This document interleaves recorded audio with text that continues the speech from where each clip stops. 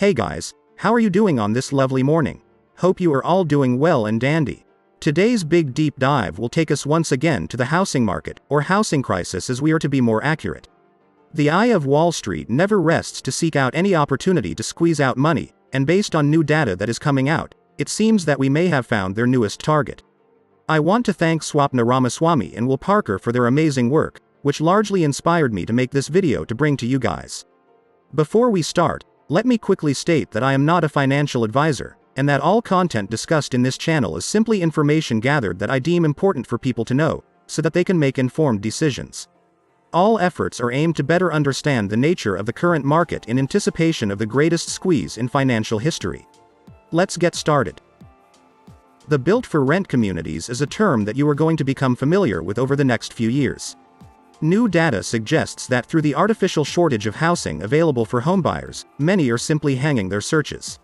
In the last 5 years, the choice of properties constructed for leases has grown more than 30% according to the National Association of Home Buyers. Given the psychological nature of buyers, who have grown tired of searching for homes to buy, Wall Street has apparently been doing a lot of homework, having meetings and doing research to anticipate where and how homebuyers are going to react to not being able to buy a house. Well, the $5 trillion single-family condo market has drawn the attention of the eyes of Wall Street if we look at the latest investments being made. Institutional traders, at least the ones that are comparable to banks, have been pouring over $6 billion into the single-family condo section all through the primary quarter of 2021.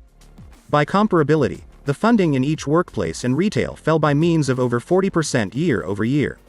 It makes sense that Wall Street is now looking to hyper-focus on homes now that there is a shift from workers to work from home instead of at an office.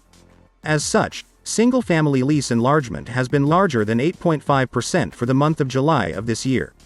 Single-family condo properties as a funding is rising as a resilient asset and opportunity for all that can get their hands on them. Don Walker, monetary officer for John Burns Real Estate Consulting, state that during the pandemic, there were many hotels that had to close down because of the restrictions and the scare of the whole situation, and people simply would not go to offices anymore. He then elaborated that what he likes about built for rent is that it provides new housing to the market and they are newer and much more energy efficient than the typical house that's 30 to 40 years old. I know we have covered a lot, so let me sort of summarize this in smooth words for you guys. What Wall Street and friends are saying is that housing has been great for America, but that now that they are monopolizing it and taking it away from people, they see them as redundant. They don't like the idea of housing as much as condo because the return on investment on condos is much better. As such, they are making sure to start investing in opportunities that will see single-family condos being made more than housing. This will ensure that they always retain control rather than the risk of new legislation paralyzing their parasitic growth. It also allows them to extract much more money from people. When we started this little housing market crisis series, I warned you guys this was the end of housing as we know it, and according to statements made by the very people managing these changes, it is quite literally the beginning of the attempt to end housing as we have always known it. Wall Street has already started making contributions to politicians to approve more condo rental building developments over housing. Though campaign donations, they are ensuring their ambitions will come to fruition. While still 90% of houses are nonetheless owned by the common folk that love to trade them, the large infusion of capital being pumped into the market should be worrying everyone. Around 12% of the latest single-family buildings in 2021 is devoted to long-run leases. Don Walker himself estimates that around $30 billion will be deployed to the single-family condo sector within the subsequent number of years. That is a scary number to contend with.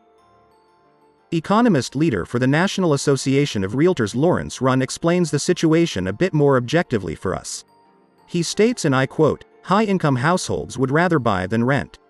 The institutional buying is for the purpose of rent and targets the low, moderate and middle-income households.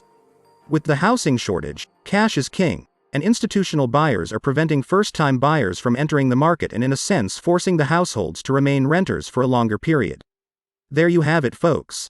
Institutional buyers will continue to keep housing considerably high and block normal folk from buying by outbidding them since they have billions of dollars cash. You might remember Zillow, who we have talked about to death in the past couple of months. Recently, they made big headlines everywhere when they were forced to start selling back a lot of the houses they bought because their algorithm had some mistakes that had them buy houses that they should have not. Many cheered this as a victory, but as I said on record on multiple videos, there was nothing to celebrate about.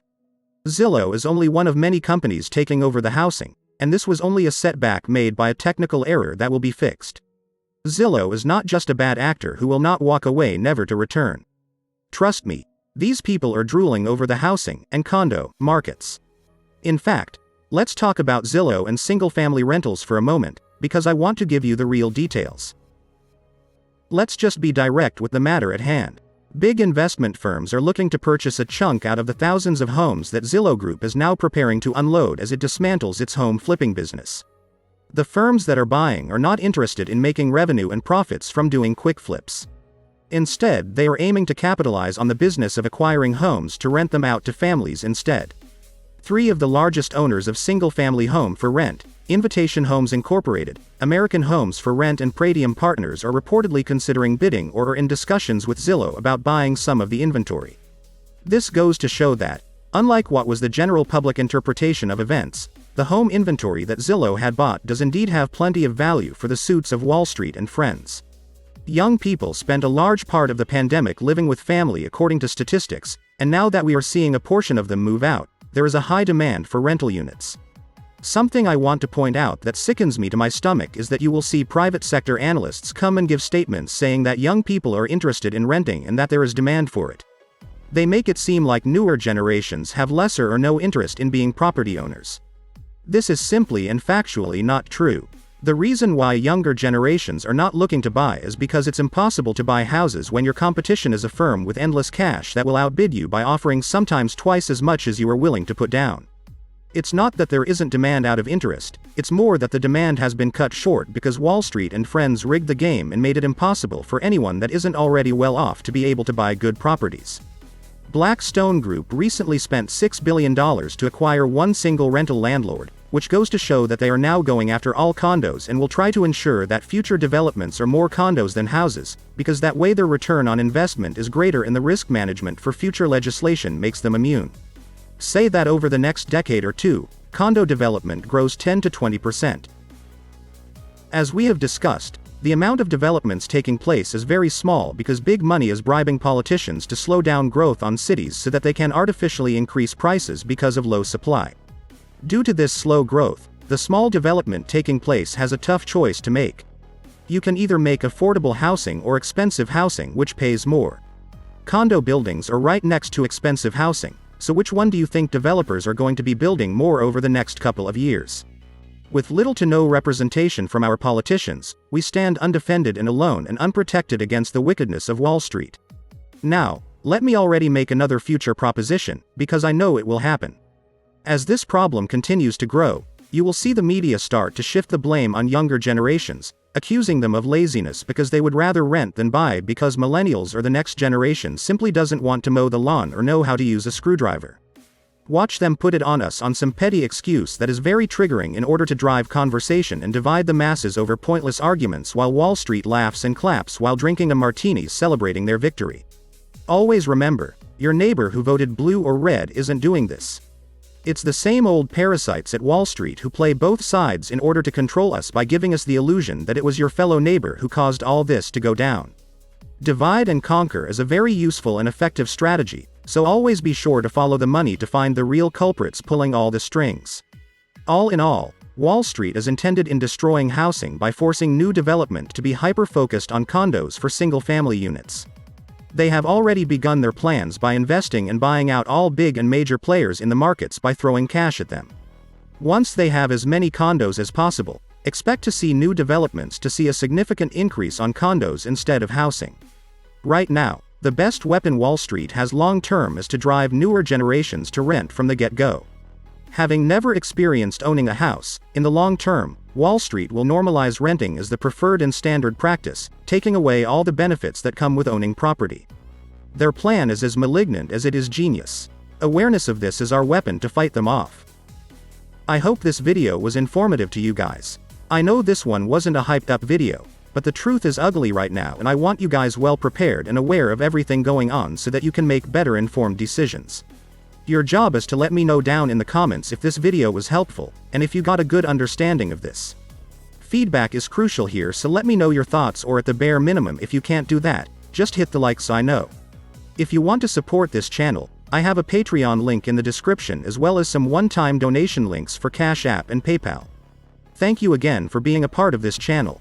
I will continue striving for better content.